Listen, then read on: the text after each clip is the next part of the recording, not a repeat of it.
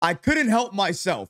Even after this game ended, I had to go back and look at this final possession again because it was just so good. And I thought to myself, if I'm going to do this anyways, why not do it with you guys as well? So we're going to watch this final possession. We're going to talk about it, see what Jayson Tatum didn't do, what Mitchell Robinson did this time that he didn't do the previous play, and also what Wingstop did, what Anunoby and Bridges did to Jayson Tatum that caused them to get all out of whack on that final possession. And also see, on that final play, he was actually looking to make a shot.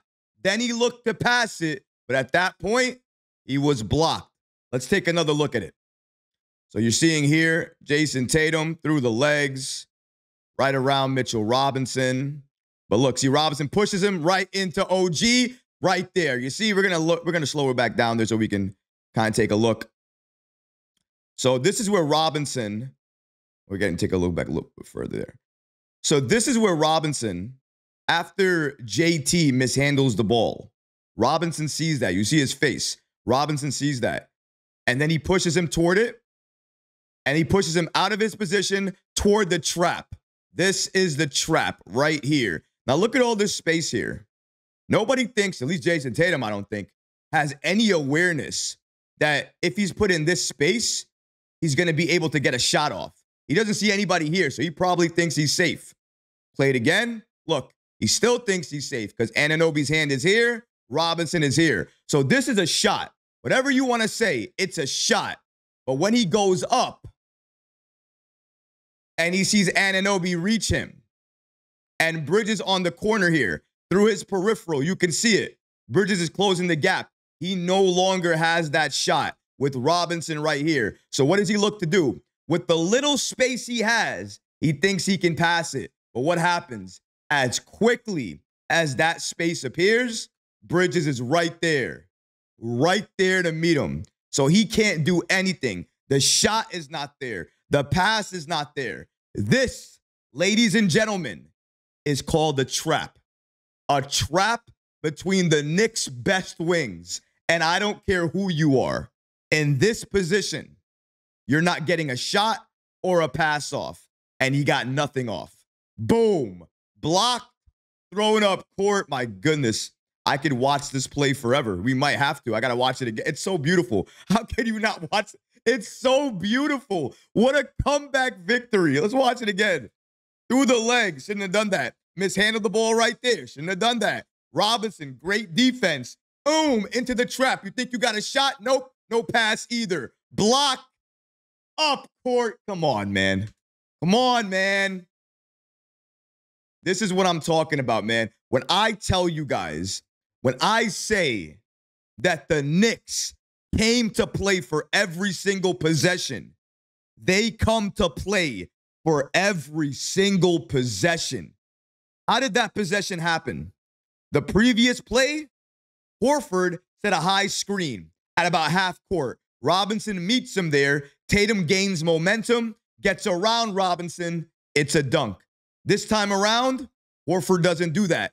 Horford, I should say, can't do that. Robinson stays home toward the three-point line. Tatum can't build up any momentum. Then Robinson meets him off the switch at the three-point line. And at that point, you saw what happens. It's curtains for Tatum and the Celtics because he runs into the trap, and the trap ends him. New York, their adjustments, their defense, they're switching and not dropping off some players.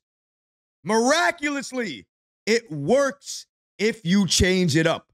Credit to Tom Thibodeau. Credit to Mitchell Robinson. Credit to OG Anunoby. But absolutely, like you just heard him as well too.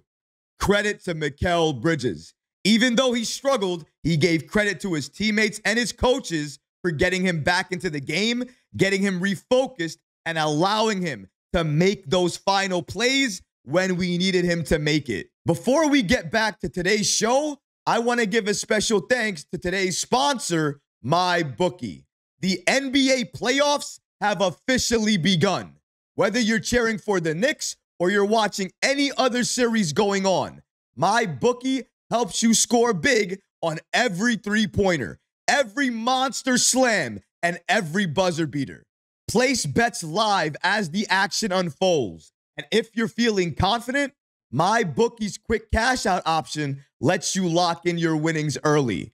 If you're new to my bookie, use promo code MM50 to instantly boost your first deposit.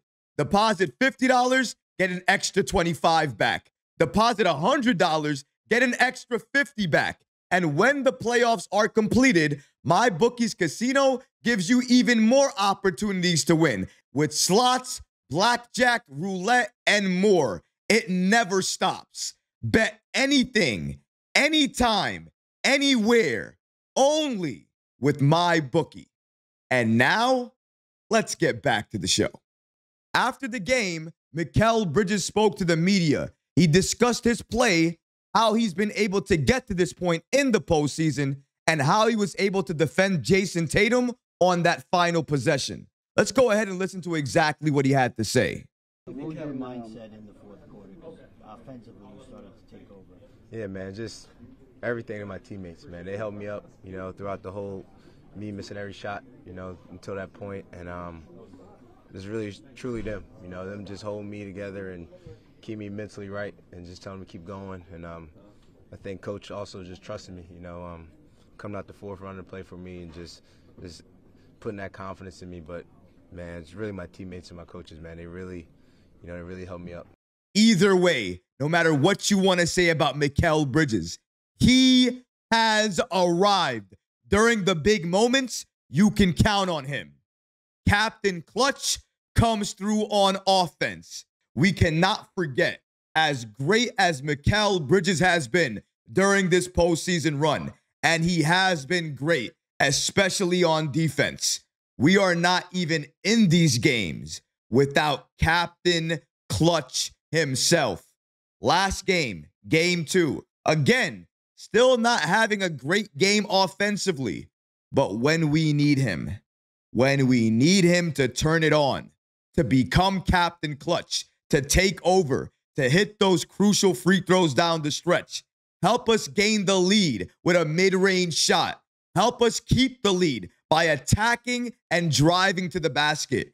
These are things that Jalen Brunson does in the clutch that honestly only he can do. There have been a number of players that try to do this during clutch time. And what happens? They fail. They cannot show up to the big moment. One of those guys seems to play for the Boston Celtics. I'm talking about Jayson Tatum. He seems to get very small in those big moments, at least against New York. When it comes to Jalen Brunson, he lives for these moments. He lives to thrive in the clutch. And the fact that he knows everybody on the team believes in him and has faith in him that he can do whatever he puts his mind to, that gives you a level of confidence that is just unmatched. And honestly, it can put a lot of pressure on you if you're not built for that moment. Jalen Brunson, he's built for that moment. But what we just saw, what we just reviewed, is that the Knicks have a number of players that are built for the moment. Mikal Bridges, built for the moment. Jalen Brunson, he is clutch when we need him on offense. But Mikal Bridges, on defense, especially during clutch time, I think we found another player that we can rely on and depend on when the game is on the line. And for New York, that is huge. But what about you guys? What do you think about Mikal Bridges? His comments after game 2 and what he had to do to stop Jayson Tatum during that final play. Let me know in the comment section below, guys, because honestly, I would love to hear from you. But that's going to do it for this episode. I hope you enjoyed it. And if you did, go ahead and smash that like button, leave a comment below. And of course, guys, please subscribe to the channel. Until next time, Knicks fans, take care of yourself, your families, and each other. Peace and love.